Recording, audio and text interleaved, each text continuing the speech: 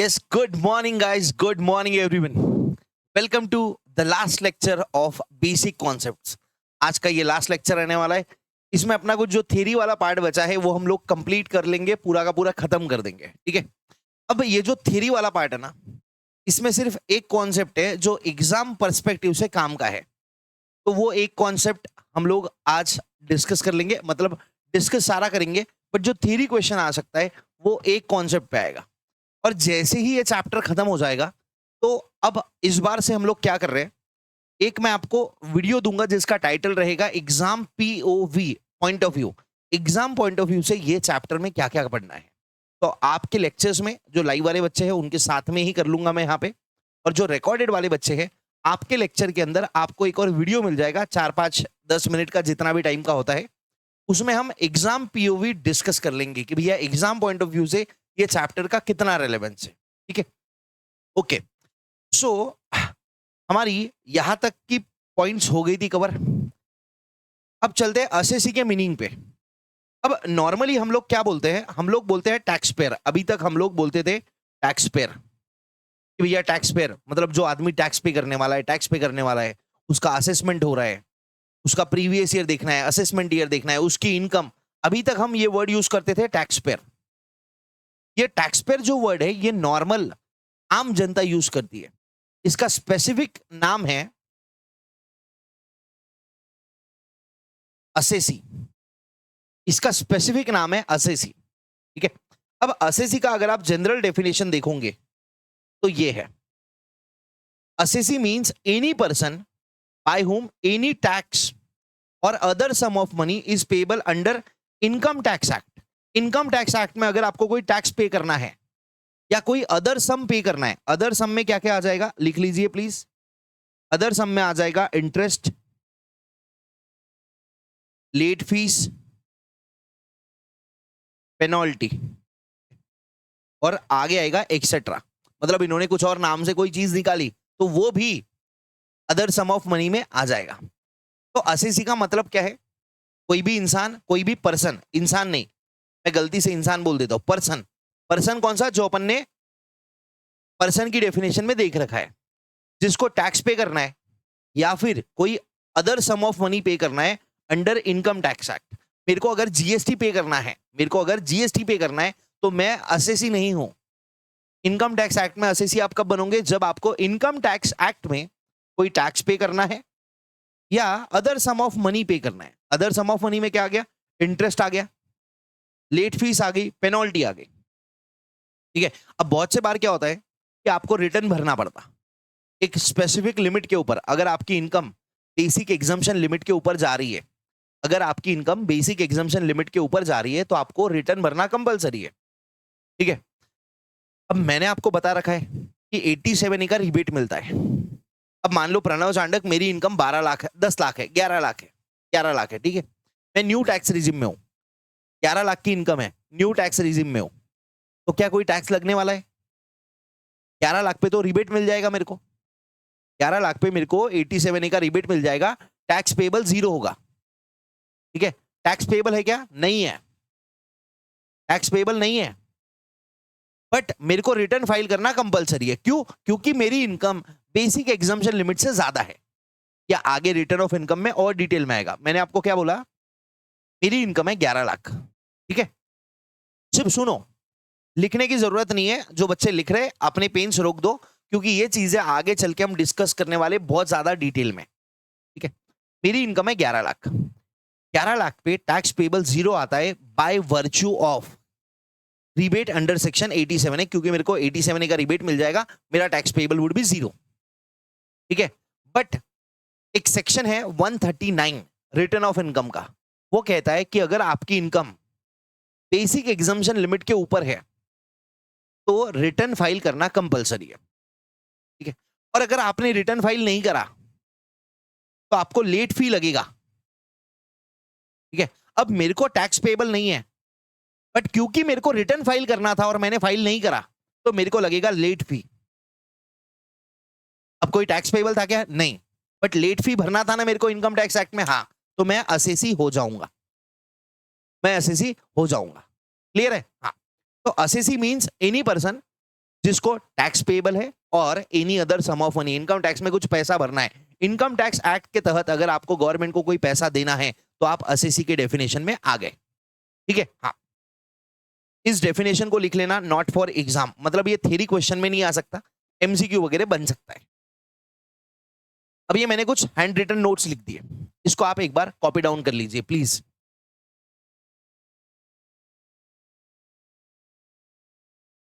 इसको जूम करके लिख लो, बस अभी लिख लो, आगे समझाता हूं मैं आपको।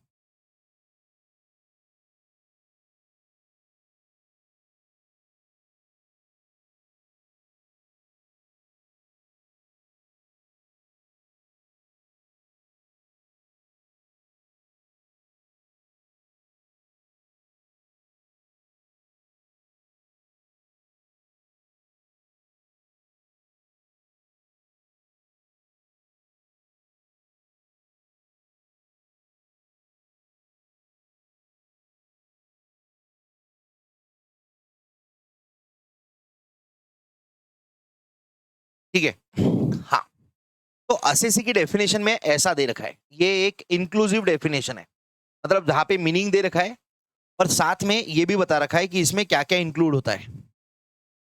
ठीक है, अब देखिए एक बार इसको। हाँ, ठीक है। Assessee means any person by whom any tax is payable or any other sum of money is payable under Income Tax Act. ठीक है, एंड साथ ही साथ में लिखा है इट इंक्लूड्स द फॉलोइंग, क्या क्या आ जाता है इसमें।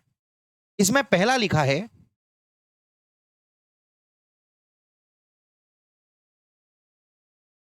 Person liable to pay tax, जिसको टैक्स पेबल है। सेकंड लिखा है person against whom proceedings are taken.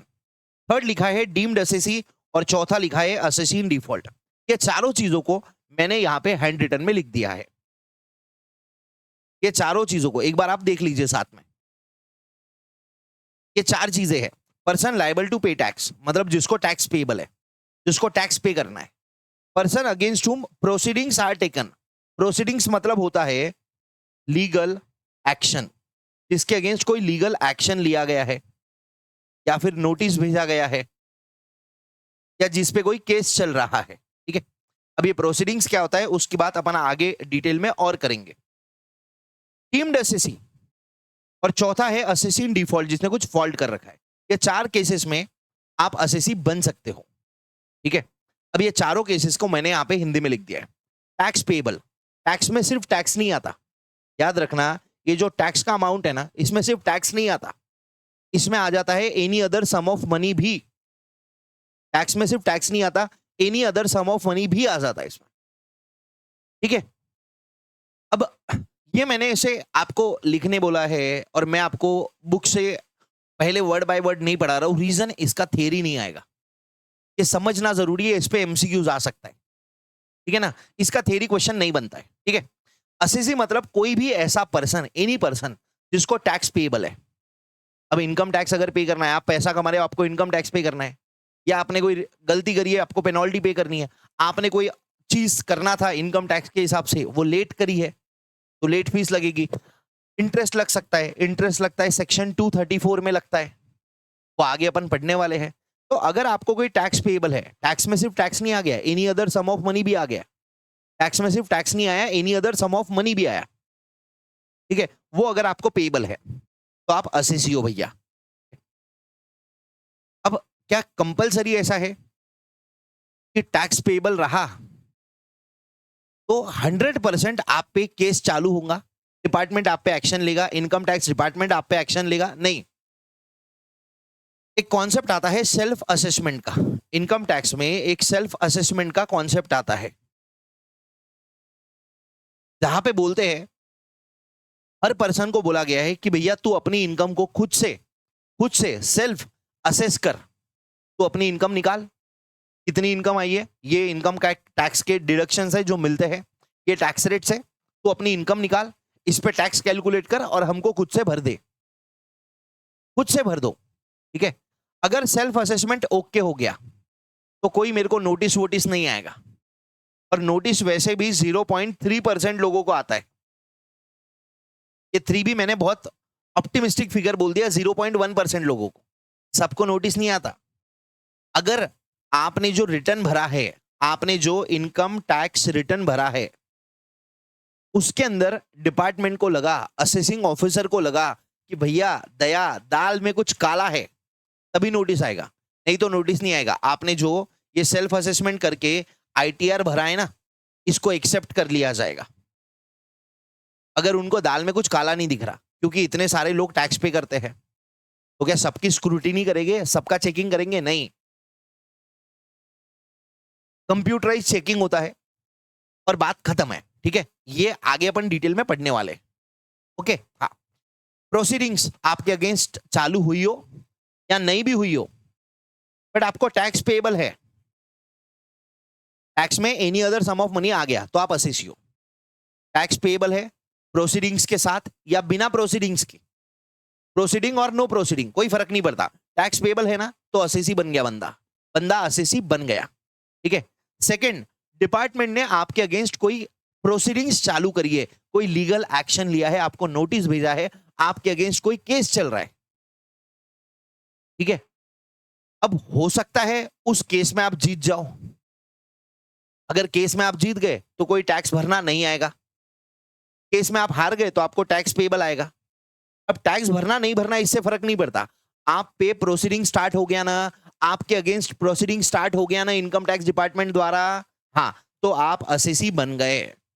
ठीक है, थर्ड केस, रिप्रेजेंटेटिव असेसी। ध्यान से सुनना मेरी बात, ध्यान से, ये थियरी है, एमसीक्यू के लिए कंपलसरी है करना, अगर अभी ध्यान से सुन लोगे तो रटना नहीं पड़ेगा, नहीं तो रटना पड़ेगा।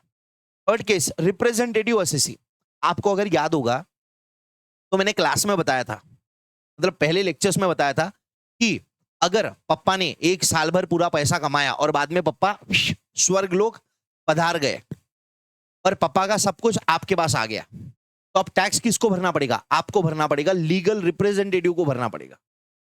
ठीक है, अब मान के चल लो मैं हूं ना, मेरे को खुद को टैक्स पे करना है ना, मेरे अगेंस्ट कोई डिपार्टमेंट ने एक्शन लिया है, मैं तो गरीब आदमी हूं, 21 साल का लड़का हूं, आज दिख भी वैसे ही रहा हो। ठीक है, मतलब 21 साल के ऊपर एक भी माना ना तुमने तो मारूंगा पकड़ के। ठीक है, हाँ, तो सर मेरे अगेंस्ट कुछ नहीं है, अपना मेरा खुद का कुछ नहीं है, बट पप्पा ने पैसा कमाया था, पप्पा ने पैसा कमाया था और पप्पा स्वर्गलोक सिधार गए, अब मेरे को पप्पा के अगेंस्ट सॉरी पप्पा की इनकम के लिए टैक्स भरना है, तो मैं पप्पा को रिप्रेजेंट कर रहा हूं, मैं पापा को रिप्रेजेंट कर रहा हूं, मैं पापा का रिप्रेजेंटेटिव असेसी हूं, ऐसा माना जाएगा। मैं पापा का रिप्रेजेंटेटिव हूं, मैं पापा को रिप्रेजेंट करता हूं, ऐसा माना जाएगा। तो इसीलिए थर्ड पॉइंट का जो नाम है, दो नाम है इसके, एक तो रिप्रेजेंटेटिव असेसी या डीम्ड असेसी। जब आप अपने लिए नहीं, अदर पर्सन की इनकम के लिए, अदर पर्सन की इनकम के लिए आपका असेसमेंट हो रहा है, किसी और की इनकम के लिए आपका असेसमेंट हो रहा है, तब बोलते हैं कि आप उस इंसान के रिप्रेजेंटेटिव असेसी हो, या फिर दूसरे लैंग्वेज में आपको असेसी माना गया है उसकी इनकम के लिए, उसकी मतलब वो कोई भी हो सकता है। ठीक है, ओके। और चौथा है असेसीन डिफॉल्ट। ठीक है, चौथा है असेसीन डिफॉल्ट, ध्यान से सुनना मेरी बात। अब इनकम टैक्स डिपार्टमेंट छोड़ो, ये छोड़ दो, आपने, आपके अगर कोई जान पहचान में भाई बहन होगा जो जॉब करता है, तो उन्होंने बताया होगा आपको कभी, अगर आप उनसे फ्रूटफुल बातें करते हो, काम की बातें करते हो, लिच्चड़ बातों को छोड़ के, नहीं तो दीदी और क्या बोलते हैं, कैसे चल रहा है, मजा आ रहा है, ये फालतू की बातें छोड़ के अगर आप उनसे जेन्युइनली काम की बातें करते हो, तो वो आपको बताएंगे कि भैया उनका जो सैलरी है ना, टैक्स काट के आता है, मतलब सैलरी में से टैक्स कटता है। और पिछले ही लेक्चर में मैंने बताया, सैलरी में जो टीडीएस है वो एवरेज रेट से कटता है, सैलरी में जो टीडीएस है वो एवरेज रेट से कटता है। ठीक है, अब ये टीडीएस क्या होता है sir? Tax deducted at source, TDS, इसका लॉन्ग फॉर्म है tax deducted at source, income की जो सोर्स है उसी पे टैक्स डिडक्ट करता है। तो सैलरी के केस में मैं अगर किसी कंपनी में काम कर रहा हूं तो मेरे को सैलरी कौन पे कर रहा है? मेरा एम्प्लॉयर। तो एम्प्लॉयर को गवर्नमेंट ने बोला है, एम्प्लॉयर एम्प्लॉयर मेरी जो कंपनी है जहां पे मैं काम करता हूं, उसको इनकम टैक्स डिपार्टमेंट ने उस पे ऑब्लिगेशन डाला है इनकम टैक्स डिपार्टमेंट ने एम्प्लॉयर पे ऑब्लिगेशन डाला है कि जब भी वो अपने एम्प्लॉय को सैलरी पे करेंगे उसमें से टैक्स काट के देंगे। ये जिम्मेदारी किसकी है? कंपनी की है, एम्प्लॉयर की है। ठीक है? ये जिम्मेदारी किसकी है? कंपनी की है, एम्प्लॉयर की है। अब अगर उस एम्प्लॉयर ने, जिसको बोला गया था कि प्रणव चांडक को पैसा देते वक्त, प्रणव चांडक को सैलरी देते वक्त टैक्स काट के देना, उसने टैक्स नहीं काटा, तो वो बन गया असेसी इन डिफॉल्ट। अब ये सर टीडीएस क्या है ना, ये समझ नहीं आ रहा, तो आपको बता देता हूं।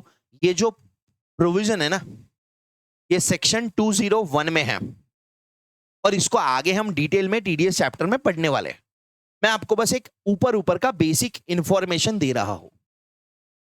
ठीक है? आप असेसिन डिफॉल्ट बन जाओगे, कोई भी पर्सन असेसिन डिफॉल्ट बन जाएगा। डिफॉल्ट मतलब उसने कुछ फॉल्ट किया है,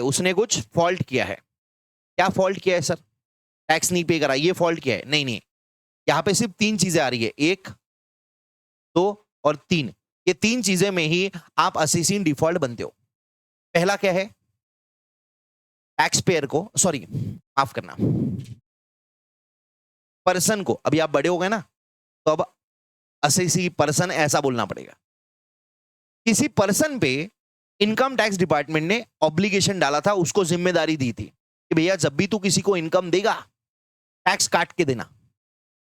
उसने टैक्स नहीं काटा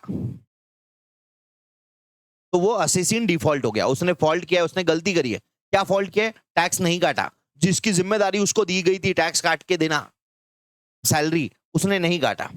दूसरा, टैक्स काटने के बाद गवर्नमेंट को जमा नहीं करवाया। तो मतलब क्या है? मेरी कंपनी मेरा टैक्स काट रही है तो क्या उनके पास रख ले रही? नहीं, वो मेरे बिहाफ पे गवर्नमेंट को जमा करवाएगी, फिर मेरे को उसका अल्टीमेट क्रेडिट मिलेगा। ये आएगा, आगे आएगा अपने को, ठीक है ना? अभी इसकी बात नहीं करते। दूसरा आप याद रख लो, टैक्स काटा है कंपनी ने बट गवर्नमेंट के पास जमा नहीं करवाया, डिपॉजिट नहीं करवाया, तो भी कंपनी असेसिन डिफॉल्ट है। और तीसरा, एक प्रोविजन होती है, एडवांस टैक्स पे करना पड़ता है कुछ लोगों को, उन्होंने एडवांस टैक्स नहीं पे किया तो भी आप असेसिन डिफॉल्ट हो। ये 3 केस में आप असेसिन डिफॉल्ट हो। ठीक है? अब यहां पे कुछ बच्चे रहेंगे जिनके मन में आएगा, सर टीडीएस के बारे में और बताओ, सर एडवांस टैक्स के बारे में और बताओ, कब पे करना पड़ता है, ब्ला ब्ला ब्ला ब्ला ब्ला। तो यहां पे मेरा आपको बोलना है, बेटा इस पे पूरा चैप्टर पढ़ने वाले अपन, अभी खुजली मत कर, नहीं तो जबरदस्ती असेसी की डेफिनेशन इतनी दुनिया भर की बड़ी लगेंगी ना, तू बोलेगा बाप रे असेसी की डेफिनेशन कितनी बड़ी है, मैं तो मर ही जाऊंगा। बस इतना काम का है तेरे। असेसी कौन है? एनी पर्सन बाय हुम, अब इंग्लिश में बता रहा हूं, any person by whom any tax और any other sum of money is payable under income tax act, whether or not proceeding has been initiated against him। Proceeding चालू हुआ, proceeding नहीं भी चालू हुआ तो भी वो असेसी हो जाएगा। Second, any person against whom, जिसके against proceeding has been started under income tax act. ठीक है? Second point, whether or not any tax is payable by him। Third, any person who is representative assessee for another person, या फिर इसको और ऐसे language में लिखेंगे, any person who is assessable in respect of income of another person। किसी और person की इनकम के अगेंस्ट आप, किसी और पर्सन की इनकम के लिए आप असेसेबल हो तो आप रिप्रेजेंटेटिव असेसी हो।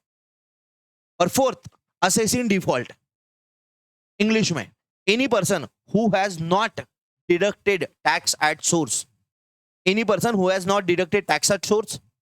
Second, person who has deducted tax but has not deposited such tax to government। And third, any person who has not paid advance tax, so he will be treated as assessing default। ठीक है? ये सारी बातें हैं, इसको English में पढ़ लेते हैं। सेम होगा, कुछ भी डिफरेंस नहीं होगा। ठीक है?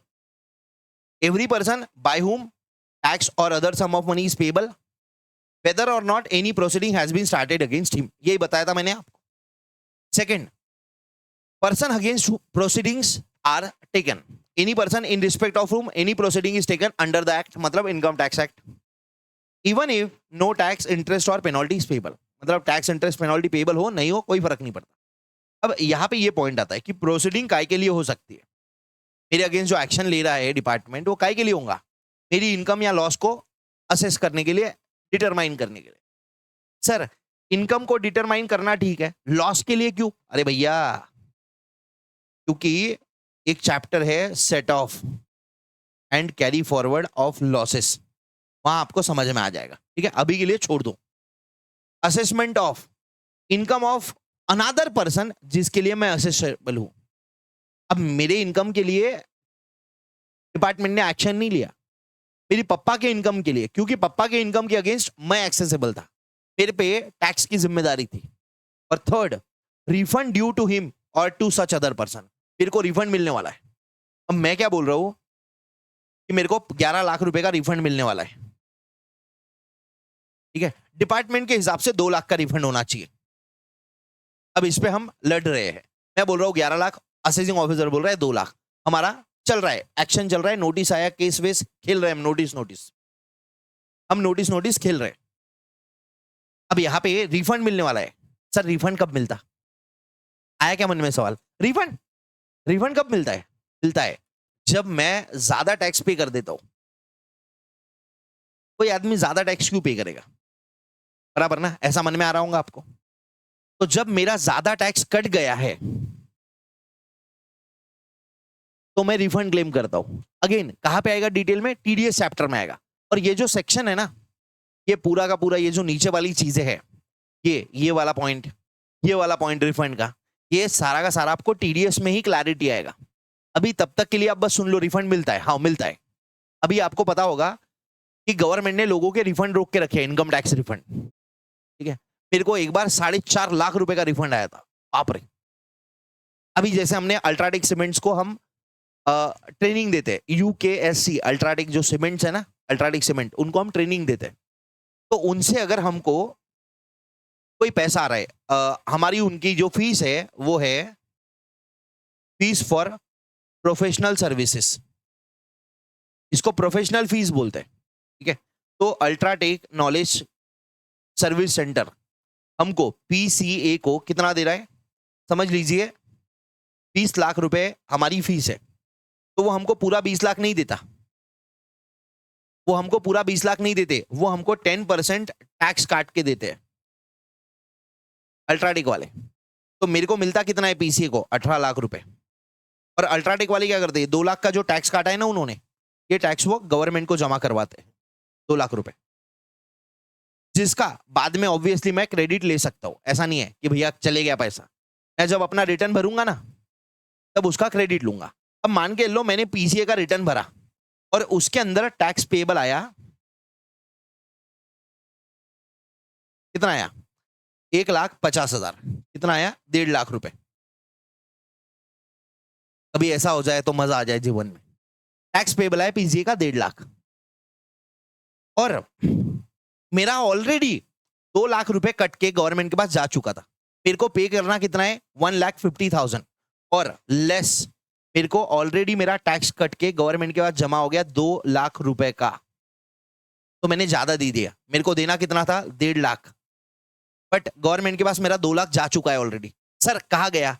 अरे ये जो गवर्नमेंट ने, यूकेएससी वालों ने, अल्ट्राटेक वालों ने मेरा 2 लाख काटा, बाद में गवर्नमेंट को जमा करवाया ना, तो गवर्नमेंट को अपने नाम से नहीं जमा करवाते, वो बोलते हैं कि भैया ये हमने ना प्रणव चांडक का काटा था और आपको जमा करवा रहे। तो प्रणव चांडक का हमने काटा था और आपको जमा करवा रहे, जिसका बाद में मेरे को क्रेडिट मिल जाता है, ऐसे माइनस होता है। तो मेरे को भरना था 1.5 लाख, मैंने भरा 2 लाख, तो मेरे को 50,000 रुपए का रिफंड आएगा। ठीक है, इस तरीके से रिफंड काम करता है। डिटेल्स कहां पढ़ेंगे? बाकी का डिटेल्स पढ़ेंगे हम टीडीएस वाले चैप्टर में, अभी मैं इसमें दिमाग नहीं डाल रहा हूं। ओके, क्लियर है? तो अब मैं बोल रहा हूं, ये देखो, ये मेरा कंप्यूटेशन है, 50,000 का रिफंड है, और डिपार्टमेंट बोल रहा है 10,000 का रिफंड है। हमारा चालू हो गया गेम नोटिस का, क्योंकि मैंने खुद ने तो रिफंड क्लेम कर लिया था 50,000 का सेल्फ असेसमेंट में। पहली बार तो खुद से असेस करना पड़ता ना, मैंने सेल्फ असेसमेंट में 50,000 का रिफंड क्लेम कर लिया था। असेसिंग ऑफिसर बोल रहा है 10,000 का रिफंड बनता है, वो मेरे को नोटिस भेजा, मैं नोटिस खेल रहा हूं, नोटिस। तो इसको बोलते हैं प्रोसीडिंग्स चालू हुई है, क्या मेरे को कोई टैक्स पेबल है? अरे नहीं सर, टैक्स नहीं पेबल है। कितना रिफंड आएगा उसके लिए कार्यक्रम चल रहा है ये सब कुछ, तो टैक्स पेबल नहीं भी रहा, बट प्रोसीडिंग चालू है ना रिफंड के लिए। हाँ, तो भैया आप असेसी हो, आप असेसी हो। और सर असेसी को क्या करना पड़ता है? कुछ भी नहीं करना पड़ता है, असेसी को अपना रिटर्न भरना पड़ता है बस। ऐसा नहीं है कि हर साल असेसी हो तो आपको मेंबरशिप फीस देना पड़ता है, ऐसा कुछ भी नहीं है, ठीक है ना? डरना मत, नहीं तो आपको लगेगा अरे माय गॉड मैं तो असेसी बन गया, अब मैं क्या करूं? कुछ भी मत करो, कुछ मत करो, ये बात है। एग्जाम के लिए, थ्योरी के लिए नहीं है काम का, बाकी सब ओके है, ठीक है। नीचे दे रखा है असेसी मतलब एक तो टैक्स पेयर हो आप, या आपके अगेंस्ट प्रोसीडिंग चालू हुई है, या आप डीम्ड असेसी हो, या आप फॉल्टी पर्सन हो। फॉल्टी मतलब असेसी इन डिफॉल्ट, ये याद रखने के लिए बोला गया है। तो ये पीसी नोट आप ऐसा का ऐसा एग्जाम में नहीं लिख सकते, फॉल्टी पर्सन मत लिख देना, नहीं तो मालूम पड़ा किसी बच्चे ने लिख दिया फॉल्टी पर्सन है बॉस, गड़बड़ हो जाएगी, ठीक है। ओके, अब I hope this is quite clear to you. 25 minute डाल दिए इसमें, और इससे ज्यादा कोई मतलब नहीं बनता है, ठीक है, ज्यादा और टाइम डालने का। आप एक बार इसको पढ़ लीजिए।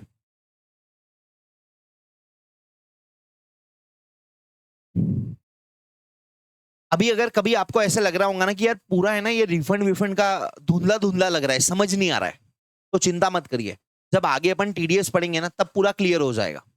मैं इसमें और 15-20 मिनट डाल के आपको टीडीएस का एक बेसिक कॉन्सेप्ट पढ़ा सकता हूं, बट उससे फायदा कुछ नहीं होगा, आपका अभी का 20 मिनट वेस्ट हो जाएगा। और जब तक अपन टीडीएस वाले चैप्टर में जाएंगे ना, आपको कुछ याद नहीं रहने वाला, ठीक है। तो दिमाग मत लगाओ, तरीका मेरा परफेक्ट है, एकदम सही है। देखो ये पहली बार आपके लिए है, या आप पहली बार पढ़ रहे हो ना, अरे मैं तो ये 10 साल से पढ़ा रहा हूं भाई, तो मेरे लिए ये कोई पहली बार नहीं है, मेरे लिए रूटीन काम है, ठीक है ना, कि बच्चों को ये समझाना कैसे है ताकि वो पास हो जाए, अच्छे से समझ में आ जाए। तो मेरे लिए रूटीन काम है, आप चिंता मत करिए, मेरा प्रोसेस को ट्रस्ट करो और पढ़ते रहो, आगे बढ़ते रहो मेरे साथ। मैं आपको गारंटी देता हूं आपको पास होने से कोई नहीं रोक सकता। मतलब कभी किसी बच्चे को आता है और यार ये ऐसा कैसे करूं, तो कुछ अगर चीज मैंने पहले कर रखी है सोच के, तो देयर मस्ट बी समथिंग, कोई लॉजिक रहेगा जिसको सोच के, जिसको ध्यान में रखते हुए मैंने ये सोचा है। और ये पहली बार आपके लिए, मेरे लिए नहीं है। तो मेरे को पता है एग्जाम में क्या आता है या क्या आ सकता है, मेरे को पता है कौन सा क्वेश्चन थ्योरी के हिसाब से करवाना है, कौन सा क्वेश्चन प्रैक्टिकल के हिसाब से करवाना है, कौन सा क्वेश्चन एमसीक्यू के हिसाब से करवाना है। तो ये कॉन्सेप्ट पे मैक्सिमम एमसीक्यू बन सकता है और कुछ भी नहीं, तो इसको रट्टा मारने की जरूरत नहीं है, ओके। और अभी अगर लग भी रहा होगा ना आपको क्या बताया सर ने एसएससी का कॉन्सेप्ट, वाह मजा आ गया यार वो हैंड रिटन पढ़ के, ये कोई मजा वाला कॉन्सेप्ट नहीं है, पांचट कॉन्सेप्ट है। बस ये याद रखना, जो अभी तक हम टैक्स पेयर बोलते थे ना, आगे से हम असेसी असेसी बोलेंगे, सिंपल है बात, बात खत्म है। पढ़ लो, ये पढ़ना है तो पढ़ लो, पर ये पढ़ने को मैं टाइम नहीं दे सकता, पॉज करके पढ़ लीजिए आप। चलो, आई होप हो गया होगा। अब जिसका नहीं हुआ भैया आप पीछे जाके पॉज करके देख लो, ठीक है। अब आते हैं components of income tax law, ठीक है। अब ये एक्चुअली इसमें बहुत सारा लॉ का पार्ट है। मेरे को बताइए आपके जनरल अंडरस्टैंडिंग के हिसाब से कौन सा टर्म बड़ा है, ब्रॉडर मतलब बड़ा कौन सा टर्म है, इनकम टैक्स लॉज बड़ा है या इनकम टैक्स एक्ट बड़ा है? लॉ बड़ा टर्म है या एक्ट बड़ा टर्म है? तो उसका जवाब है लॉ बड़ा टर्म है। जब हम बोलते हैं ना कि हमको इनकम टैक्स लॉस पढ़ना है, तो हम बोल रहे हैं हमको इतनी सारी चीजें पढ़नी है। और जब हम बोलते हैं सिर्फ इनकम टैक्स एक्ट पढ़ना है, तो हम बोलना चाह रहे हैं सिर्फ इनकम टैक्स एक्ट की बात कर रहे हैं। Income tax law is a बड़ा टर्म। आपके सिलेबस में क्या है? आपके सिलेबस में है इनकम टैक्स लॉज पढ़ने हैं आपको, TT laws, direct tax and laws, मतलब डायरेक्ट टैक्स से रिलेटेड लॉस पढ़ने हैं आपको। आपको याद होगा तो हमने एक सर्कुलर देखा था जो बोल रहा था कि अगर कोई पर्सन 1 अप्रैल 2026 को पैदा हो रहा है, तो यह माना जाएगा कि उसने 31 मार्च 2026 को अपने 60 इयर्स कंप्लीट कर लिए हैं। कोई अगर 1 अप्रैल 2026 में उसका 60th बर्थडे आ रहा है, तो हमने बोला था कि यह माना जाएगा कि उस बंदे ने 31 मार्च 2026 को 60 इयर्स कंप्लीट कर लिए हैं और उसको 3 लाख या 5 लाख का एनहांस्ड बेसिक एग्जाम्पशन लिमिट मिल जाएगा। ये कहां से पता चला? ये सर्कुलर में आया था। तो हमको पढ़ना क्या है? बेसिकली सर्कुलर भी पढ़ने हैं, हमको केस लॉज भी पढ़ने हैं, हमको नोटिफिकेशंस भी पढ़ने हैं, हमको इनकम टैक्स के रूल्स भी पढ़ने हैं, हमको फाइनेंस एक्ट भी पढ़ना है और हमको इनकम टैक्स एक्ट भी पढ़ना है। मतलब हमको पढ़ना है इनकम टैक्स लॉ पढ़ना है। लॉ इज अ बड़ा टर्म। सर हमको तो लगा था यार एक्ट बड़ा होता है। अरे भाई लॉ के अंदर एक पार्ट है एक्ट। एक्ट तो पढ़ना ही है बट साथ साथ में ये चीजें भी पढ़नी है। ठीक है, अगर आप इनकम टैक्स एक्ट के अलावा कोई और एक्ट की बात कर रहे हो, जैसे कंपनीज एक्ट की बात कर रहे हो आप, तो उसके अंदर ये फाइनेंस एक्ट का रोल नहीं रहता, क्योंकि income tax act revenue based act है। ध्यान से सुनना मेरी बात। क्योंकि income tax act revenue based act है, जहां पे पैसे कलेक्शन की बात हो रही है, तो उस एक्ट में हर साल चेंजेस आते हैं जो कि फाइनेंस एक्ट से आते हैं। ठीक है, फिर इनकम टैक्स रूल्स। रूल्स क्यों बनाए जाते हैं? रूल्स बनाए जाते हैं एडमिनिस्ट्रेशन के लिए। रूल्स बनाए जाते हैं एडमिनिस्ट्रेशन के लिए। जैसे फॉर एग्जांपल मैं आपको बस बता दे रहा हूं, इसको अपन थ्योरी में भी पढ़ेंगे आगे, don't worry. Income tax act कहता है कि आपको डेप्रिसिएशन मिलेगा। इनकम टैक्स एक्ट बोलता है आपको डेप्रिसिएशन मिलेगा और ये डेप्रिसिएशन अकाउंट्स वाले डेप्रिसिएशन से अलग है। ये अपन पीजीबीपी में पढ़ेंगे। इनकम टैक्स एक्ट का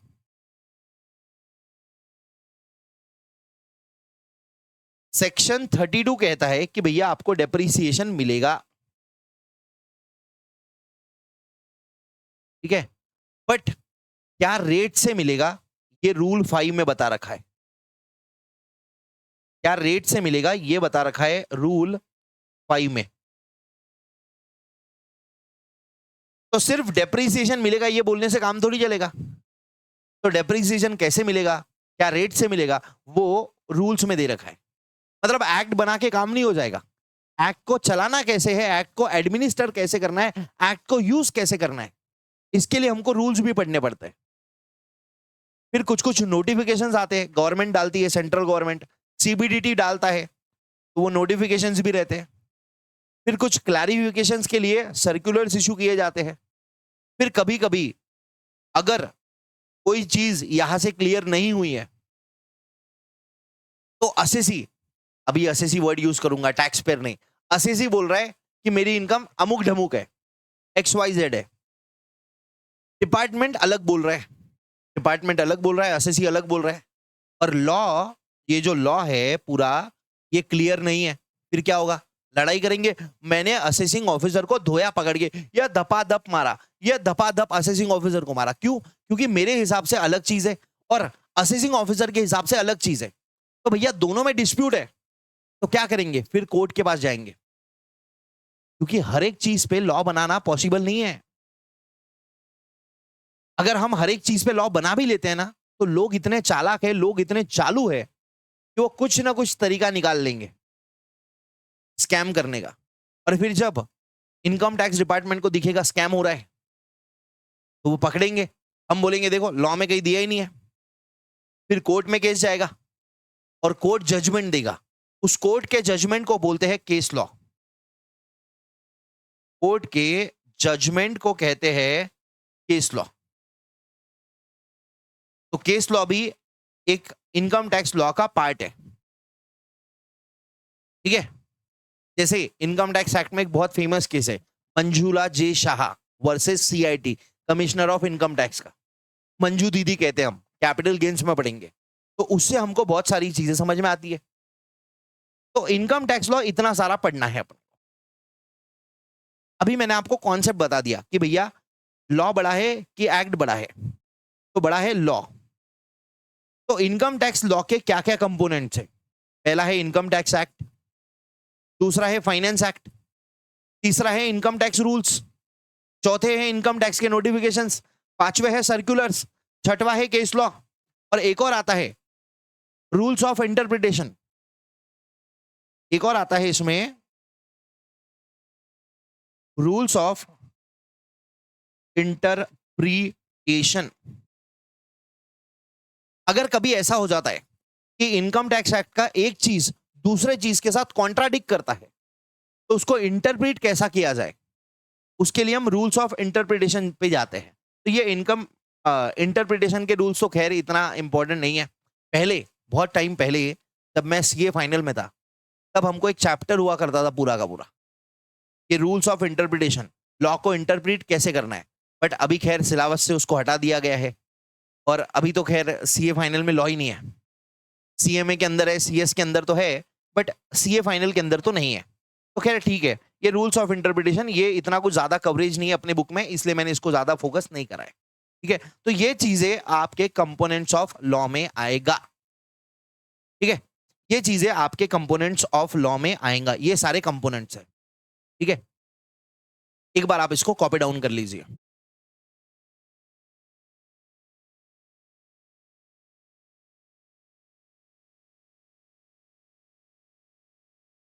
चलो आ जाओ,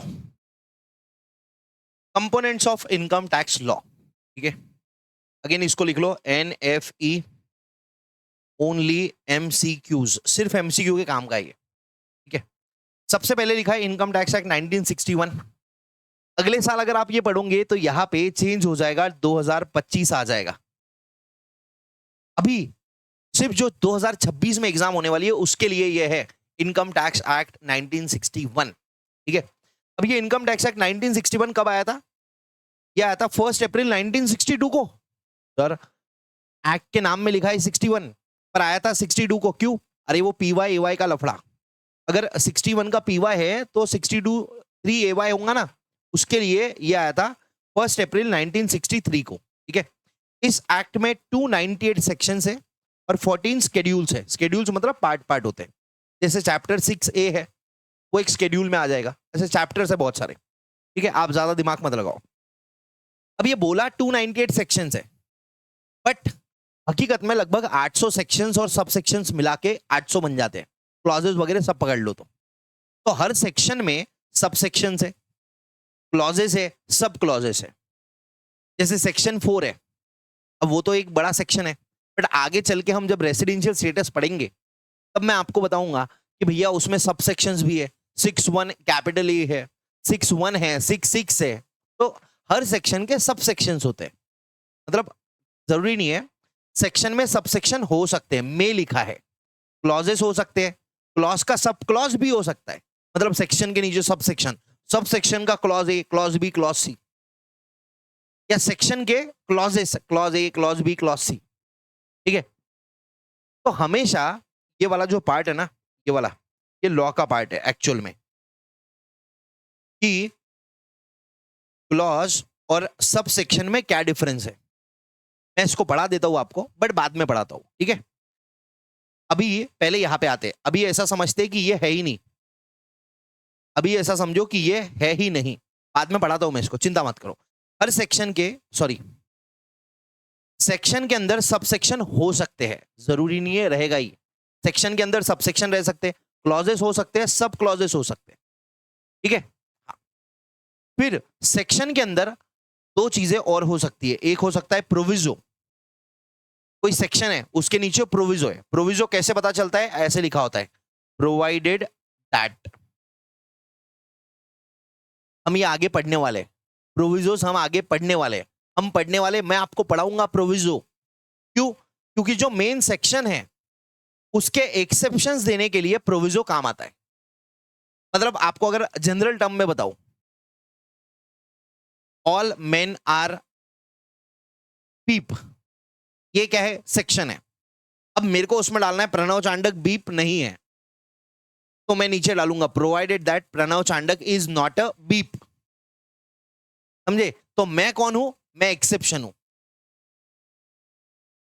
एक्सेप्शन देता है प्रोविजो। प्रोविजो क्या देता है? एक्सेप्शन। और प्रोविजो है, ऐसा लिखा नहीं रहता एक्ट में कि मैं प्रोविजो हूं। कोई प्रोविजो चिल्ला चिल्ला के नहीं बोलता, अरे मैं प्रोविजो हूं भाई, मैं प्रोविजो हूं ना। तो प्रोविजो शुरुआत कहां से होती है? बेयर एक्ट में, प्रोवाइडेड दैट से। आगे आएंगे अपने को, जब अपन एक्चुअल में इनकम टैक्स एक्ट पढ़ेंगे, इनकम टैक्स लॉ पढ़ेंगे, वहां पे ये प्रोविजोज आने वाले हैं अपने को। तो प्रोविजो एक्सेप्शंस देते हैं। ठीक है। फिर सेक्शन के अंदर एक्सप्लेनेशन भी हो सकती है, जैसे कोई सेक्शन लिखा है या कोई सेक्शन नया आया या जब भी आया था, तो जब वो सेक्शन आया ना, लोगों ने पूछ पूछ के पागल कर दिया, अरे भैया ये सेक्शन कहना क्या चाह रहा है, इसमें बहुत सारे डाउट्स आ रहे हैं, बहुत सारे डिफिकल्टीज आ रहे हैं। तो उस सेक्शन को क्लैरिफाई करने के लिए, लोगों के डाउट्स को क्लैरिफाई करने के लिए सेक्शन के अंदर एक्सप्लेनेशन इंसर्ट किया जाता है। तो प्रोविजो क्या देता है? एक्सेप्शन देता है। एक्सप्लेनेशन क्या देता है? क्लैरिफिकेशन देता है। तो ये कहां पे रहते हैं? ये सेक्शन में रहते हैं। अ सेक्शन में कंटेन प्रोविजो। जरूरी नहीं है हर सेक्शन में रहेगा, बट अगर प्रोविजो रहा तो समझ लेना कि ये एक्सेप्शन दे रहा है, ठीक है। और प्रोविजो स्टार्ट कैसे होता है? उसके सामने लिखा रहता है, मैं प्रोविजो ना, प्रोवाइडेड दैट, इससे शुरू होता है, प्रोवाइडेड दैट। अगर कोई सेक्शन में एक प्रोविजो है तो सेक्शन लिखा रहेगा, नीचे लिखा रहेगा प्रोवाइडेड दैट। दो प्रोविजो है तो पहला प्रोविजो में लिखा रहेगा प्रोवाइडेड दैट, दूसरे प्रोविजो में लिखा रहेगा फर्दर प्रोवाइडेड दैट, या provided that further, sorry, provided further that, ऐसा लिखा रहता है, ठीक है। तो ये अभी इतनी ये चीज मजा नहीं देंगे आपको, बट ये आगे जब आएगा ना प्रोविजो तो मैं बताऊंगा आपको। देखो ये वही प्रोविजो है जिसके बारे में मैंने आपको कंपोनेंट्स में बात करी थी। अभी के लिए तो आप इसको याद कर लो, प्रोविजो एक्सेप्शंस देते हैं और एक्सप्लेनेशन क्लैरिफिकेशंस देती है, ठीक है।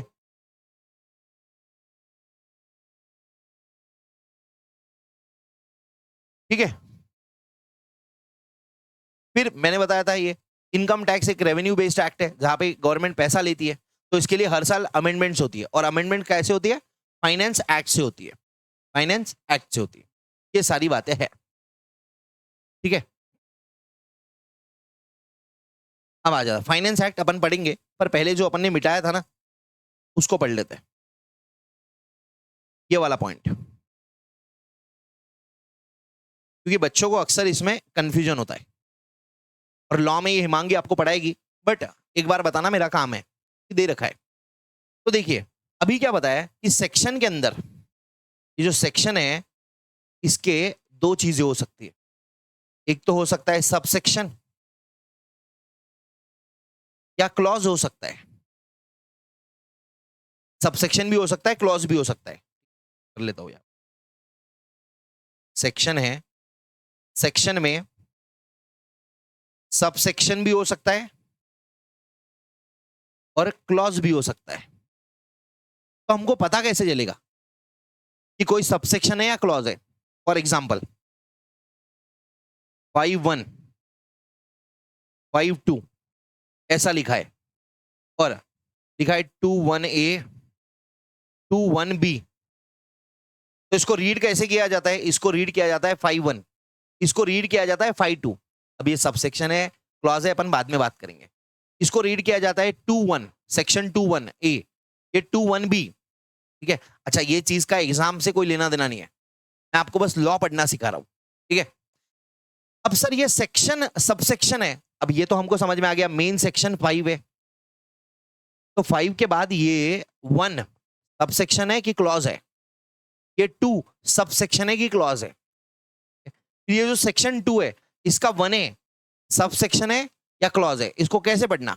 सेक्शन 2 सबसेक्शन 1A या सेक्शन 2 क्लॉज 1A? ये सेकंड वाले को कैसे पढ़ना? सेक्शन 2 क्लॉज 1B या सेक्शन 2 सबसेक्शन 1B? कैसे पढ़ना? तो याद रखिएगा,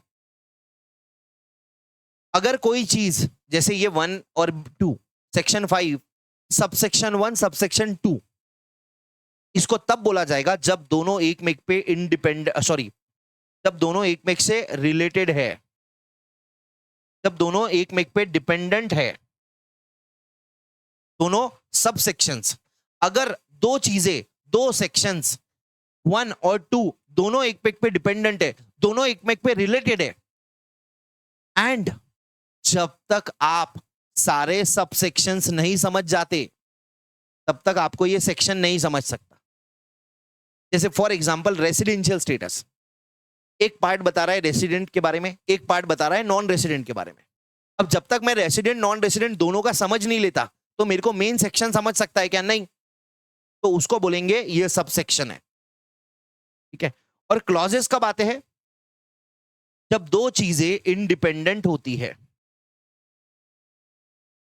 जब दो चीजें एक में पे डिपेंडेंट नहीं रहती। जैसे फॉर एग्जांपल सेक्शन 2, ये रहेंगे क्लॉज, ये रहेंगे सब सेक्शंस। अगर बुक में आप आ जाओगे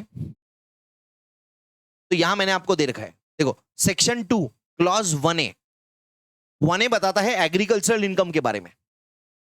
सेक्शन 2 डेफिनेशन होता है, सबको पता होगा, नहीं पता है तो मैं बता रहा हूं। हर एक्ट में, कोई भी एक्ट पकड़ लो आप दुनिया की, मतलब इंडिया की, हर एक्ट का सेक्शन 2 डेफिनेशंस बताता है, ठीक है। तो सेक्शन 2 1A बता रहा है एग्रीकल्चरल इनकम की डेफिनेशन, 1B बता रहा है अमालगमेशन की डेफिनेशन। अब मुझे बताइए, एग्रीकल्चरल इनकम और अमालगमेशन क्या ये दोनों रिलेटेड है एक में से? नहीं भाई, ये दोनों डेफिनेशन दे रहे हैं, दो अलग अलग वर्ड्स की इन्होंने डेफिनेशन दिया है, बात खत्म है। ये दोनों पार्ट्स एक में से इंडिपेंडेंट है, ये क्लॉजेस एक में से रिलेटेड नहीं होते। तो अगर अगर दो पार्ट्स, एक सेक्शन के दो पार्ट्स इंडिपेंडेंट है, रिलेटेड नहीं है, तो उनको क्लॉज बोला जाएगा। और अगर दोनों पार्ट एक में पे रिलेटेड है तो उनको सब सेक्शन बोला जाएगा। और नीचे डायलॉग दिया है कि सारे सब सेक्शंस, ऑल सब sections together explains the complete concept. नीचे पीसी नोट में मैंने और इसको बढ़ा के बता दिया, ओनली आफ्टर रीडिंग ऑल सब sections full scope of section is understood. मतलब ऐसा नहीं है कि एक सब सेक्शन समझा तो पूरा सेक्शन समझ गया, ऐसा नहीं है, क्योंकि वो एक में पे रिलेटेड है। तो अगर हम कहीं कोई प्रोविजन पढ़ेंगे जहां दो पार्ट्स है और दोनों पार्ट एक में पे रिलेटेड है, तो हम बोलेंगे ये सब सेक्शन है, ठीक है। एक सेक्शन के अंदर 5-6 अलग अलग पार्ट्स है और पांचों छो का कोई आपस में संबंध नहीं है, सब अपने अपने में इंडिपेंडेंट है। यूजुअली डेफिनेशन के केस में क्लॉजेस देखने मिलते हैं, क्योंकि सारी डेफिनेशन एक में से अलग है भाई, किसी का एक में से कोई संबंध नहीं है। इस एक्ट के अंदर जितने भी पॉइंट्स हमने डाल रखे, जिसने भी चीजें हमने डाल रखी है, उसका हम डेफिनेशन देंगे एक्ट में, उसको क्लॉज बोलते हैं, ठीक है। अब कुछ कुछ लोग इसको छपरी तरीके से याद करवाते हैं कि यहां ब्रैकेट आ गया तो वो करना है, वहां ब्रैकेट आ गया तो वो करना है। वो चीज रट्टा मार के कोई सेंस नहीं बनता, आपको कॉन्सेप्ट समझना चाहिए। ये मैंने आपको बता दिया, इंडिपेंडेंट, नॉट रिलेटेड, रिलेटेड नहीं है, इंडिपेंडेंट है।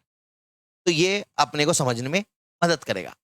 हकीकत बताता हूं, जब तक आप उस लेवल पे नहीं जाते, मेरे जैसे या मेरे से भी ऊपर वाले लेवल पे, तब तक सब सेक्शन लिखो, क्लॉज लिखो, कोई फर्क नहीं पड़ता। ऑनेस्टली स्पीकिंग, एग्जाम में तो बिल्कुल फर्क नहीं पड़ता। अरे एग्जाम में आप सेक्शन याद ही नहीं रख पाओगे, सारे सेक्शन लिखना जरूरी नहीं है। मैंने एक रील भी डाला था बीच में इंस्टाग्राम पे, सेक्शन नंबर याद रखने की जरूरत नहीं है, उसके अंदर का जो एनालिसिस है ना, वो याद रखने की जरूरत है। अगर एनालिसिस के साथ में सेक्शन नंबर याद रखते हो तो बहुत अच्छी बात है, बढ़िया वाली बात है। बट अगर आप सेक्शन नंबर याद रखने के चक्कर में सेक्शन के अंदर का कंटेंट भूल गए तो कोई फायदा नहीं है। सेक्शन नंबर सही याद है बट उसके अंदर क्या है वो याद ही नहीं है, वेस्ट है। उससे बेटर क्या है, अंदर क्या लिखा है वो याद कर लो। सेक्शन नंबर याद नहीं भी करा तो चल जाएगा, काम काम चल जाएगा। बट कुछ कुछ सेक्शंस अपने को याद करने पड़ेंगे, जैसे रिबेट अंडर सेक्शन 87A, ये याद करना पड़ेगा, कंपलसरी ये याद करना। लॉन्ग टर्म कैपिटल गेन्स के जो सेक्शंस थे 112, 112A, ये याद करने पड़ेंगे, क्योंकि उन सेक्शन से ही उनकी पहचान है। आई hope this is quite clear. और मैं बताऊंगा आपको कौन से सेक्शंस याद करने, कौन से नहीं करने। मैं हूं ना, किसका है ये तुमको इंतजार में हूं ना, ऐसा।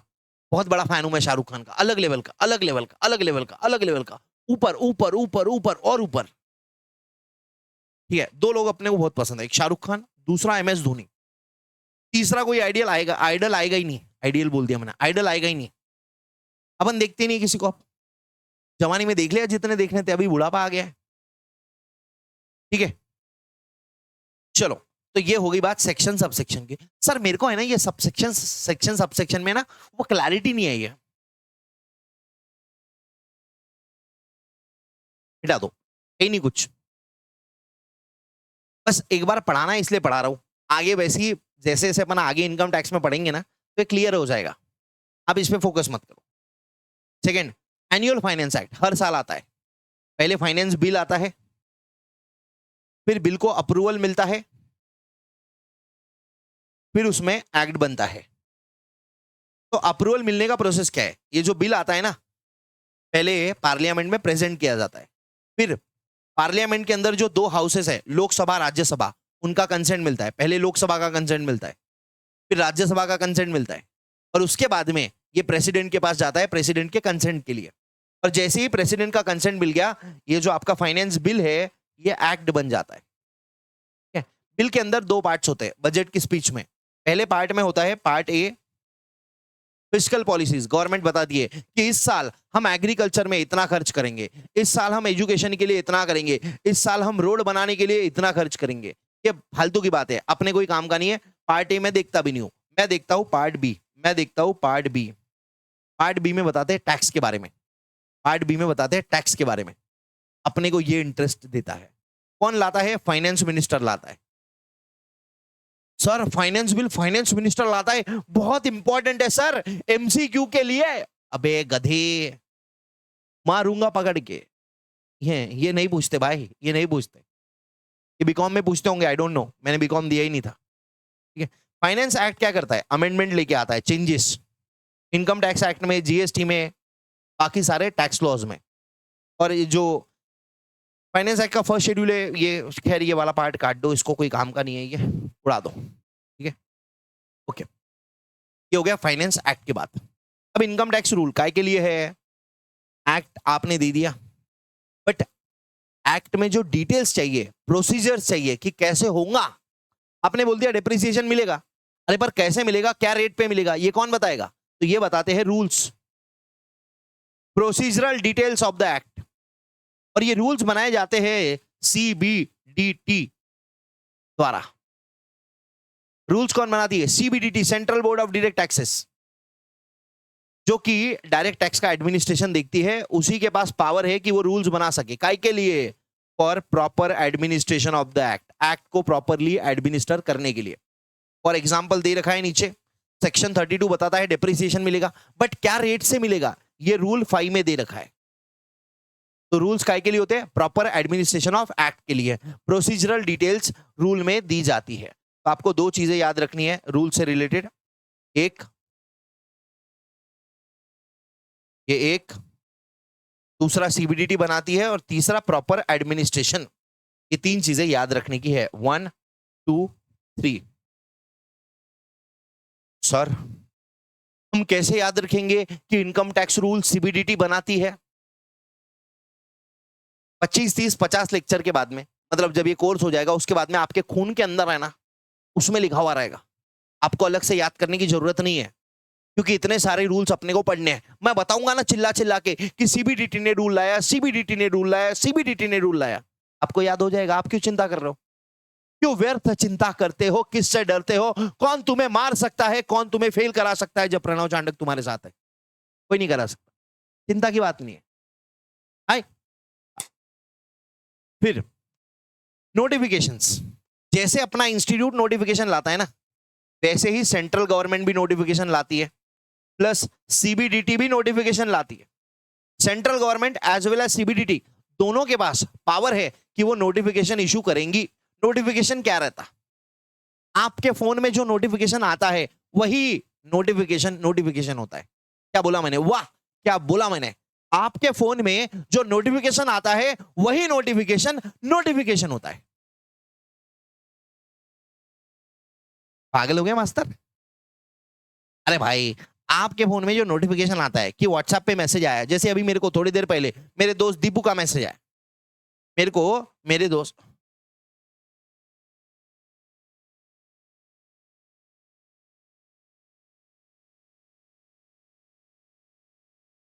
अभी किसी बच्चे का मैसेज आया, पता नहीं क्या नाम है उसका। ठीक है, मेरे को मेरे दोस्त दीपू का मैसेज आया, ये देखो दीपू का मैसेज आया, कितना खर्चा होगा। ठीक है, अब ये दीपू का मैसेज आया, ये मैसेज तो आ गया, पर मेरे को कैसे पता चला? क्योंकि मेरे को ऊपर से नोटिफिकेशन आया। किसने दिया? व्हाट्सएप ने। व्हाट्सएप ने मेरे को नोटिफिकेशन दिया कि भैया तुम्हारा दोस्त दीपू है ना, उसने तुमको मैसेज किया है, पढ़ लो। तो वैसे ही अगर इनकम टैक्स एक्ट में कोई चेंज आता है, कोई अमेंडमेंट आता है या कोई नई चीज आती है, तो वो हमको बताई जाती है। कैसे? नोटिफिकेशन इशू करके।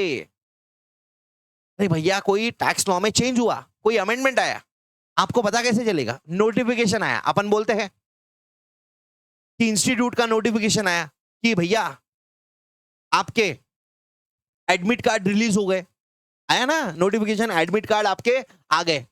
तो इंस्टीट्यूट आपको कैसे बताता है? इंस्टीट्यूट एक नोटिफिकेशन इशू करता है कि भैया this is to notify that admit card has been issued, आप इसको यहाँ से डाउनलोड कर सकते हो, इसका ये प्रोसीजर है, आपको ये लगेगा, आपका नाम लगेगा, आपका रोल नंबर लगेगा, ब्ला ब्ला ब्ला ब्ला ब्ला। तो notifications are subordinate legislation issued by central government. Government जो लेजिस्लेशन, मतलब कोई एक्ट है या कोई रूल है या कोई भी प्रोविजन है, कोई भी चेंज है, उसको नोटिफाई करने के लिए जो इशू करती है, इट इज सबऑर्डिनेट है, सपोर्टिंग है बेसिकली। ठीक है, काय के लिए? Effect to the provisions of income tax act. Income tax act की जो प्रोविजंस है उसको इफेक्ट देने के लिए, उसको इफेक्ट में लाने के लिए नोटिफिकेशन इशू किया जाता है सेंट्रल गवर्नमेंट द्वारा। सीबीडीटी रूल्स बना सकती है। अब रूल्स बना सकती है, बट हमको बताएंगी कैसे? नोटिफिकेशन इशू करके, थ्रू नोटिफिकेशन। मतलब नोटिफिकेशन सेंट्रल गवर्नमेंट भी इशू कर सकता है, सीबीडीटी भी इशू कर सकती है। सीबीडीटी क्यों इशू कर सकती है? क्योंकि डायरेक्ट टैक्स को वो एडमिनिस्टर करती है। और सेंट्रल गवर्नमेंट क्यों इशू कर सकता है? क्योंकि डायरेक्ट टैक्स, इनकम टैक्स लगाना उसके बाप की जागीर है, उसको कॉन्स्टिट्यूशन में पावर दे रखा है। Entry number 82 of list 1 of 7 schedule of article 246। Article 246 के 7 शेड्यूल में लिस्ट 1 है। लिस्ट 1 की एंट्री नंबर 82 में लिखा है कि taxes on income other than agricultural income. और ये जो नोटिफिकेशन इशू करती है ना, ये सब पे बाइंडिंग रहते हैं। मतलब असेसी हम पे भी, डिपार्टमेंट पे भी बाइंडिंग रहते हैं। मतलब जो नोटिफिकेशन में बोला गया है वो हमको फॉलो करना पड़ेगा, टैक्स पेयर असेसीज को, और डिपार्टमेंट को भी वही फॉलो करना पड़ेगा। हाँ, फिर आते हैं सर्कुलर्स। हमने देखा था सर्कुलर कौन सा? वो 1 अप्रैल 2026 को अगर किसी का 60th happy birthday to you है, तो उसको 31 मार्च 2026 को 60 का माना जाएगा, प्लस 3 लाख का लिमिट मिलेगा या 5 लाख का मिलेगा। ये सर्कुलर आया था। ये कौन इशू करता है? Central board of direct tax.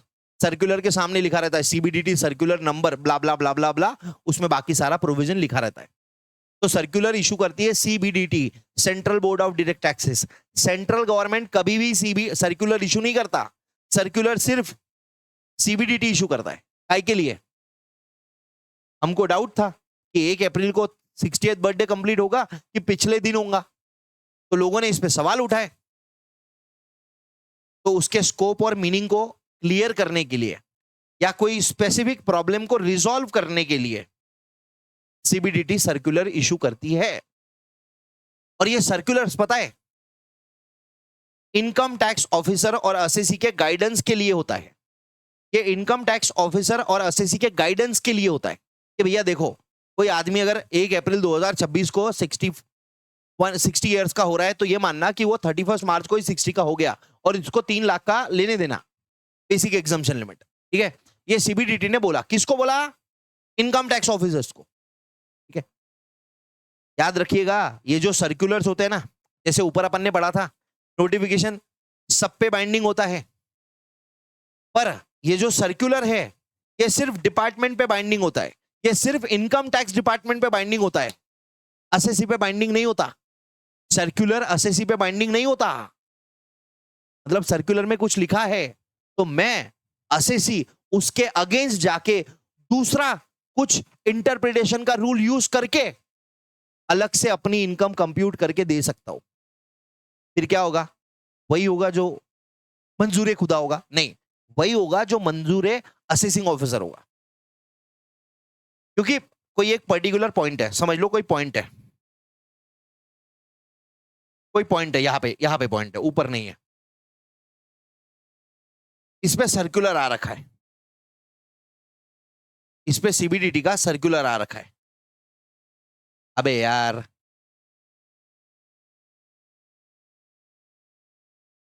अब ये सर्कुलर किस पे बाइंडिंग है? डिपार्टमेंट पे बाइंडिंग है,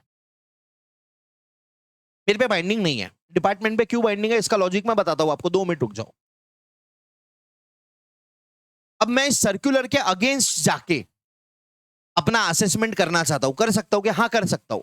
ये मेरे पे बाइंडिंग नहीं है, it is not binding on the assessee, it is not binding on the assessee, circular is not binding on the assessee. मैं ये सर्कुलर के अगेंस्ट जाके कुछ कर सकता हूं, कोई दिक्कत नहीं है, कर लो आप। फिर क्या होगा? फिर वही होगा, ऑफिसर बोलेगा भैया सर्कुलर में अलग लिखा है, मैं बोलूंगा मेरे पे बाइंडिंग नहीं है, फिर वो मेरे को नोटिस भेजेगा, मैं उसको एक्सप्लेनेशन दूंगा, ऐसा हम खेलते जाएंगे, फिर जजमेंट आएगा। बट अगर सर्कुलर में कोई चीज लिखी है जिससे मेरे को फायदा हो रहा है, जैसे फॉर एग्जाम्पल सर्कुलर में लिखा है कि 1 अप्रैल 2026 को जिसका हैप्पी बर्थडे टू यू आता है वो 31 मार्च को 60 ईयर्स का हो गया, ऐसा मान लिया जाएगा, तो मेरे को इससे फायदा हो रहा है क्योंकि मेरा बेसिक एग्जाम्पशन लिमिट बढ़ जा रहा है, तो मैं इसका बेनिफिट ले सकता हूं।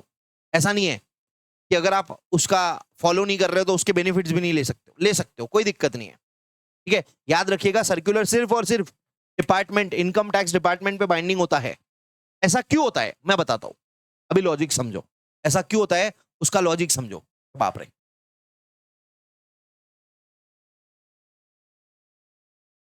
अब सोचिए, मैं प्रणव चांडक हूं, मेरा पीसीए है 2 जगह पे, एक है महाराष्ट्र में, दूसरा है गुजरात में। मेरे को एक इशू आ गया था, ये इशू लेके मैं महाराष्ट्र के इनकम टैक्स ऑफिसर के पास गया, उसने मेरे को सॉल्यूशन दिया। अब सेम मेरा गुजरात में भी ब्रांच है, तो मैं गुजरात के ऑफिसर के पास भी गया, इनकम टैक्स ऑफिसर गुजरात के, उसने मेरे को सॉल्यूशन दिया, और दोनों जगह पे मेरा इशू सेम है, सेम इशू है।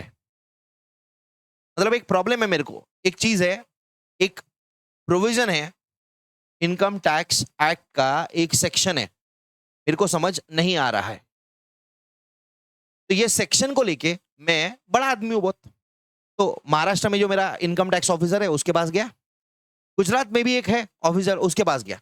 अब सोचिए, महाराष्ट्र का ऑफिसर एक इंसान है, गुजरात का ऑफिसर एक इंसान है, दोनों की ट्रेनिंग अलग अलग जगह पे हो रखी है, दोनों ने अलग अलग सोर्सेस से अपने इनकम टैक्स एक्ट को पढ़ा है। तो क्या ये पॉसिबल नहीं है कि दोनों का जो इंटरप्रिटेशन है, दोनों का जो इंटरप्रिटेशन है, इस सेक्शन का इंटरप्रिटेशन दोनों का अलग हो सकता है? मतलब गुजरात का ऑफिसर और महाराष्ट्र का ऑफिसर, ये महाराष्ट्र का ऑफिसर और गुजरात का ऑफिसर जो आपको सॉल्यूशन दे रहा है, ये अलग अलग हो सकता है कि नहीं हो सकता है? हो सकता है। अब सोचिए, एक स्टेट का ऑफिसर कुछ और बोल रहा है, दूसरे स्टेट का ऑफिसर कुछ और बोल रहा है।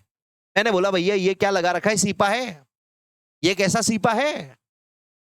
सीपा मतलब C T T T T T पा।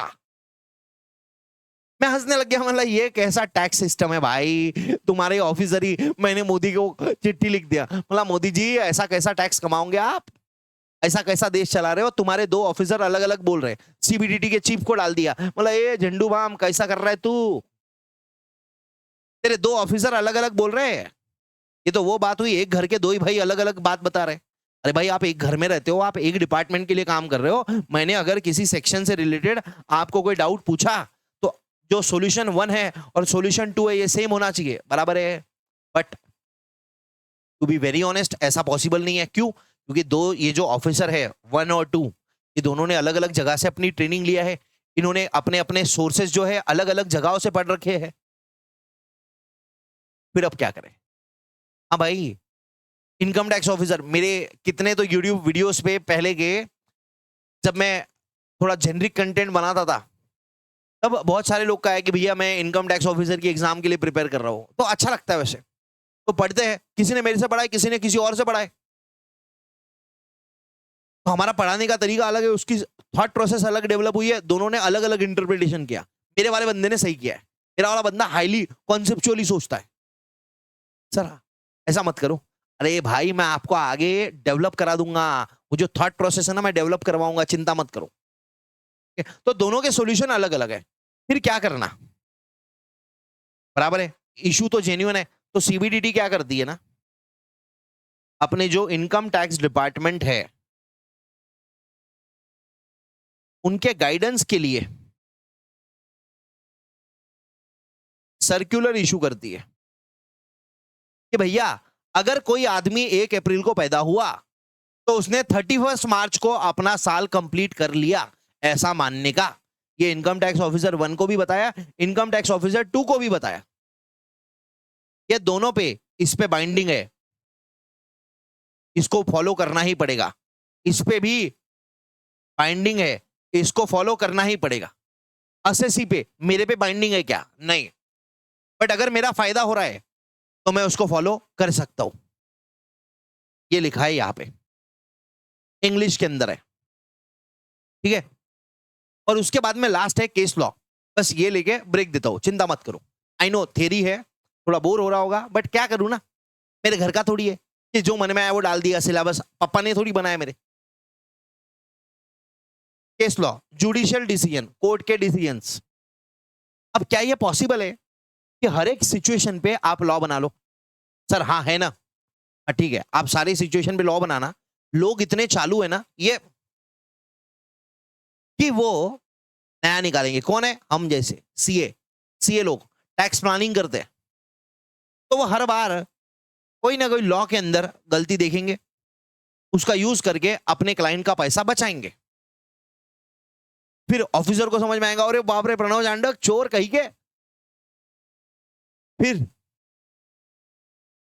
डिपार्टमेंट कुछ और बोल रहा है, एसएससी कुछ और बोल रहा है, दोनों में लड़ाई हुई। मैंने अभी थोड़ी देर पहले आपको बताया था। तो क्या मारेंगे क्या? मैंने इनकम टैक्स ऑफिसर को धप धप धप धप धोया, ऐसा थोड़ी होता है। कोर्ट में जाएंगे, फिर कोर्ट डिसाइड करेगा कौन सही है, मैं कि इनकम टैक्स डिपार्टमेंट।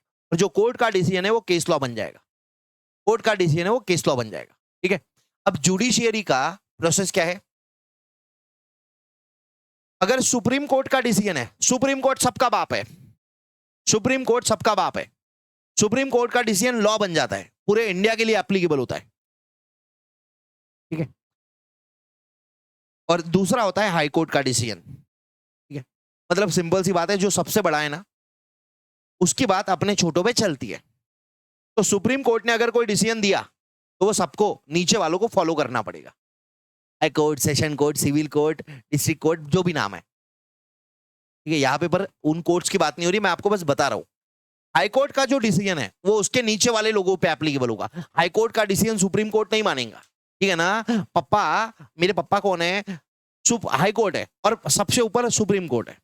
तो पप्पा का मम्मी है, पप्पा is high court, supreme court is मम्मी, और पप्पा के नीचे मैं, मेरी बहन, मेरी बीवी, मेरी जीजू है, ठीक है। ऐसा समझ लो, 4 लोग हैं हम। तो पप्पा का डिसीजन हम चारों को मानना है। पप्पा का डिसीजन मम्मी को नहीं मानना है। मम्मी बोलेंगे भैया तुम हाई कोर्ट हो, मैं सुप्रीम कोर्ट हूं, बेटा चल नीचे बैठ। पप्पा सॉरी, ऐसा, ठीक है। ये सिर्फ फन के लिए, ऐसा कभी होता नहीं है। मम्मी बोलती नहीं है पापा को नीचे बैठ, ऐसे थोड़ी होगा। पापा है, पापा पापा होते हैं, पापा इज लव। मेरे पापा एकदम जबरदस्त आदमी भाई, अलग लेवल के। किसी दिन आराम से बताऊंगा, आज टाइम नहीं है मेरे पास, ठीक है। तो आई होप सबके पापा जबरदस्त होंगे, मजेदार रहते हैं। पापा चीज ही ऐसी जोरदार है ना, मजा आ जाता है, ठीक है। मतलब मम्मी के बारे में तो पूरी दुनिया ही बोलती है, पर पापा भी जहर चीज है। मतलब जहर मतलब बढ़िया चीज है, ठीक है। तो आते हैं वापस अपने टॉपिक पे। सुप्रीम कोर्ट के डिसीजंस, हाई कोर्ट के डिसीजंस। अब सुप्रीम कोर्ट के डिसीजन जुडिशियल प्रेसिडेंट बनाते हैं, मतलब लॉ बनाते हैं कि भैया ये प्रेसिडेंट सेट हो गया, ये बेंचमार्क है, सबको फॉलो करना पड़ेगा। किस पे बाइंडिंग है? सारे के सारे कोर्ट पे, क्योंकि सब कुछ सुप्रीम कोर्ट के नीचे आता है। सारे के सारे एपिलेट ट्राइब्यूनल पे, इसको इनकम टैक्स में बोलते हैं इनकम टैक्स एपिलेट ट्राइब्यूनल। मतलब एपिलेट मतलब जहां आप अपील कर सकते हो। अगर आप असेसिंग ऑफिसर के ऑर्डर से खुश नहीं हो तो आप commissioner of income tax, appeal वाला, उसके पास जाओगे। अगर कमिश्नर ऑफ इनकम टैक्स की अपील से खुश नहीं हो, ऑर्डर से खुश नहीं हो, तो आप जाओगे इनकम टैक्स एपिलेट ट्रिब्यूनल में।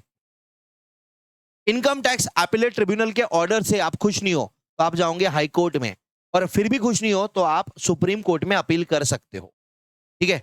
तो अगर असेसिंग ऑफिसर ने कोई ऑर्डर दिया, आपको मजा नहीं आया, आप बोले कुछ भी बोल रहा है, मैं अपील करूंगा, तो कहाँ करूंगे? सीआईटी अपील्स के पास, commissioner of income tax. Commissioner of income tax ने ऑर्डर दिया, उससे भी खुश नहीं हो आप, तो आप जाओगे इनकम टैक्स अपीलेट ट्राइब्यूनल के पास। उसके ऑर्डर से भी खुश नहीं हो, आप जाओगे हाई कोर्ट के पास। उसके ऑर्डर से भी खुश नहीं हो, आप सुप्रीम कोर्ट के पास जाओगे। उसके बाद भी नहीं हो खुश हो, तो आप क्या बोलते, पीआईएल, पब्लिक इंटरेस्ट लिटिगेशन या रिट पिटिशन फाइल कर सकते हो, ब्ला ब्ला ब्ला ब्ला। वो काम का है नहीं अपने, सारे इनकम टैक्स अथॉरिटी पे, असेसी पे, सब पे बाइंडिंग है। हाईकोर्ट का डिसीजन किस पे बाइंडिंग है? अच्छा सुनो, पिछले बैच में, अरे बाप रे याद आ गया, रुको 2 मिनट सांस लेने दो। पिछले बैच में मैंने पूछा था कि इंडिया में कितने सुप्रीम कोर्ट है। एक बच्चा बोलता है हर स्टेट में एक सुप्रीम कोर्ट होता है, भगवान बचाए। पूरे इंडिया में एक ही सुप्रीम कोर्ट है। इंडिया में एक ही सुप्रीम कोर्ट है। हाई कोर्ट्स हर स्टेट में होता है, ठीक है ना? तो पूरे इंडिया में एक ही सुप्रीम कोर्ट है, ऐसा नहीं है 2 सुप्रीम कोर्ट है, गधो। अगर किसी के दिमाग में होगा ऐसा मारते बैठूंगा पकड़ पकड़ के। हाई कोर्ट हर स्टेट में होता है, ठीक है? तो हाई कोर्ट का डिसीजन, हाई कोर्ट क्योंकि स्टेट में होते हैं तो सिर्फ उसके जुरिस्डिक्शन में अप्लाई है। मतलब समझ लो ना कि बॉम्बे हाई कोर्ट ने कोई डिसीजन दिया या महाराष्ट्र में कोई डिसीजन हुआ, बॉम्बे हाई कोर्ट ने दिया है, तो वो गुजरात पे एप्लीकेबल नहीं है, वो सिर्फ महाराष्ट्र पे एप्लीकेबल है। उस हाई कोर्ट के जुरिस्डिक्शन में जितना एरिया आता है उन पे ही एप्लीकेबल है। असेसी पे भी बाइंडिंग है, income tax authority under that high court, उस हाई कोर्ट में जितने लोग हैं ना उन पे ही बाइंडिंग है, बाकी हाई कोर्ट पे बाइंडिंग नहीं है, ठीक है? और हाई कोर्ट का डिसीजन ऐसा नहीं है कि फाइनल है, सुप्रीम कोर्ट इसको ओवर रूल कर सकता है। हाई कोर्ट के डिसीजन को सुप्रीम कोर्ट सुनेगा। हाई कोर्ट ने कोई डिसीजन दिया, ये पन्ने का, ये सुप्रीम कोर्ट ने देखा, ये गधे, ये हाई कोर्ट क्या बोल रहा है तू, ओवर रूल्ड, मतलब इसके ऊपर रूल कर दिया सुप्रीम कोर्ट ने, तो हाई कोर्ट का डिसीजन फिर खत्म हो जाता है। अब ये केस लॉ में बहुत सारी चीजें आती है, ठीक है? हाँ, बाद में पढ़ेंगे उसको। और 7th है रूल्स ऑफ इंटरप्रिटेशन, लॉ को इंटरप्रीट कैसे करना है। Act, rule, circular, case law में अगर कोई कॉन्फ्लिक्ट है, एम्बिग्विटी है, कंफ्यूजन है, तो लॉ को इंटरप्रीट कैसे करना है, टैक्स प्रोविजंस को इंटरप्रीट कैसे करना है जब लॉ का लैंग्वेज अनक्लियर है या कंफ्यूजिंग है, सो दैट आप करेक्ट मीनिंग पे डिराइव कर पाओ। ये रूल्स ऑफ इंटरप्रिटेशन देते हैं। जैसे कुछ रूल्स है, लिटरल इंटरप्रिटेशन, वर्ड का प्लेन मीनिंग लेना, अपना दिमाग नहीं लगाना। दूसरा हार्मोनियस कंस्ट्रक्शन, कि 2 प्रोविजंस के बीच में कॉन्फ्लिक्ट ना हो, ऐसा इंटरप्रिटेशन लगाना। और तीसरा है सब्सटेंस ओवर फॉर्म, हम रियल नेचर देखते हैं, फॉर्मेट नहीं, ठीक है? तो ये चीजें, ये एग्जाम के लिए बिल्कुल काम का नहीं है, इसलिए फास्ट में बता दिया मैंने। आपके मॉड्यूल में ये शायद होगा भी नहीं, ठीक है? आपके मॉड्यूल में ये होगा भी नहीं। अब नीचे देखो मैंने क्या दिया, income tax law in India is equals to income tax rules, act, finance act, case law, CBDT circulars plus notification, ये सब मिलके इनकम टैक्स लॉ बनाते हैं। ये सारे इनकम टैक्स लॉ के कंपोनेंट्स है, ठीक है? सर ये रट्टा मारना है क्या? अरे नहीं भाई, रट्टा नहीं मारना है, मैंने कॉन्सेप्ट जो बताया वो याद कर लो, बस काम का है।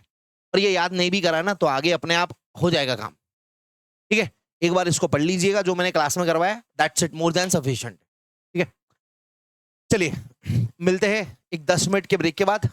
10 मिनट के ब्रेक के बाद we will finish the remaining part, ये इनकम एंड इट्स कॉन्स्टिट्यूएंट्स क्या होता है, diversion of income, application of income, और तीसरा ये capital receipt and revenue receipt. ये खत्म करके अपना चैप्टर क्लोज हो जाएगा, ठीक है? तो जो लाइव वाली जनता है उनके जो डाउट्स है, मैं थोड़ा बह गया था भावनाओं में, थ्योरी में, तो उनके डाउट्स भी बचे हैं, वो डाउट्स भी खत्म कर दूंगा, चिंता मत करिए, ठीक है? See you after the break guys.